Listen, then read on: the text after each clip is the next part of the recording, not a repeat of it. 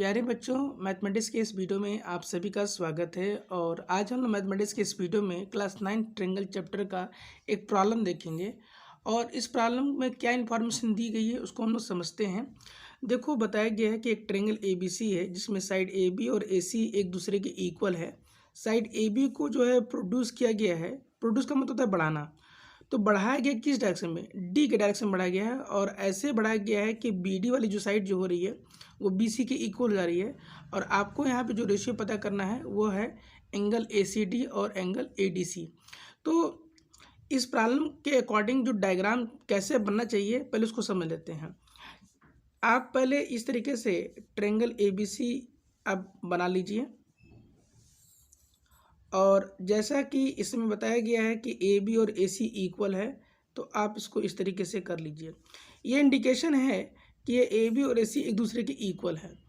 अब जैसा कि बताया गया है कि साइड AB जो है बढ़ाया गया है D के डायरेक्शन में, तो AB वाली साइड आपका ये है, तो इसको आप बढ़ा दीजिए इस तरीके से D के डायरेक्शन में। थोड़ा सा हम इसको आगे ऐसे कर ले रहे हैं।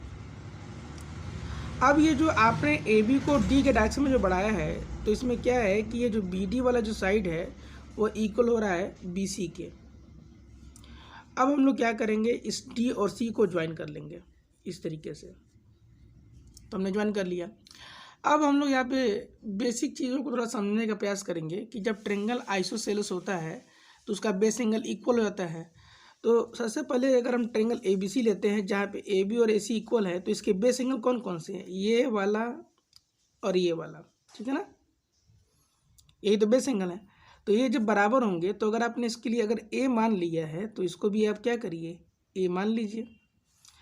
अब हम लोग आते हैं ट्रायंगल BDC में। तो ट्रायंगल BDC में BD और BC भी इक्वल हैं। तो ट्रायंगल BDC जो ट्रायंगल है ये भी आपका क्या है, आइसोसेलेस है। तो अगर आपने इसको B माना है तो इसको भी क्या कर लीजिए, B मान लीजिए। Got it? इतना तो आपको समझ में आ गया होगा। अब यहाँ पे थोड़ा सा आपको एक ट्रायंगल की जो है एक दूसरी प्रॉपर्टी पे भी गौर करना होगा। वो क्या है? सबसे पहले यहाँ देखो, अगर मान लो कि अगर ये एंगल ACD है, तो एंगल ACD का मतलब क्या हुआ? इसके लिए आपको ये पूरा का पूरा एंगल मिलाना होगा।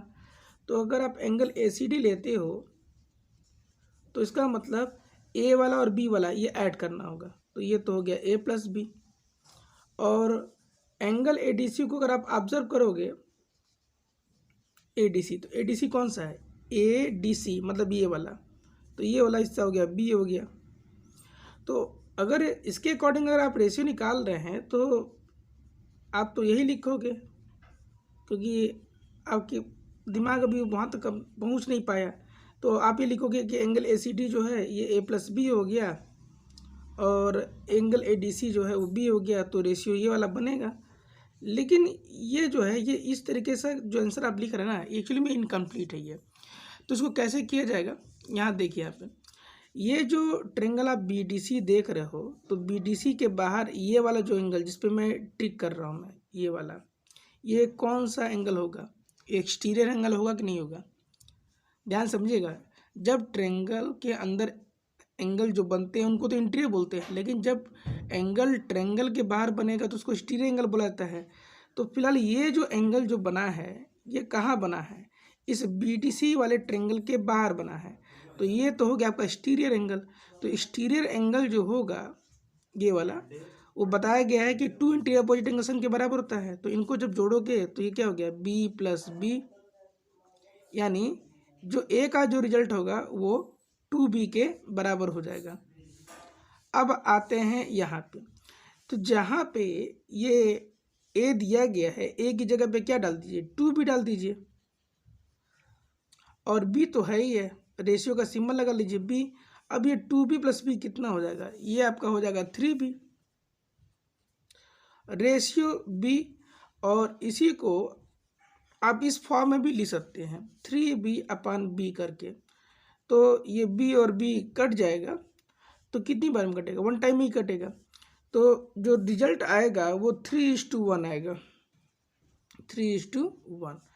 तो अगर आपको ये वीडियो अच्छी लगी है तो दोस्तों को भी शेयर जरूर करिएगा और ज़्यादा से ज़्यादा इस चैनल से जुड़ें, ताकि मैं आप लोग के लिए इसी तरह के इन्फॉर्मेटिव वीडियोज़ में लाता रहूं। तब तक के लिए मिलते हैं नेक्स्ट वीडियो में। जय हिंद, जय भारत।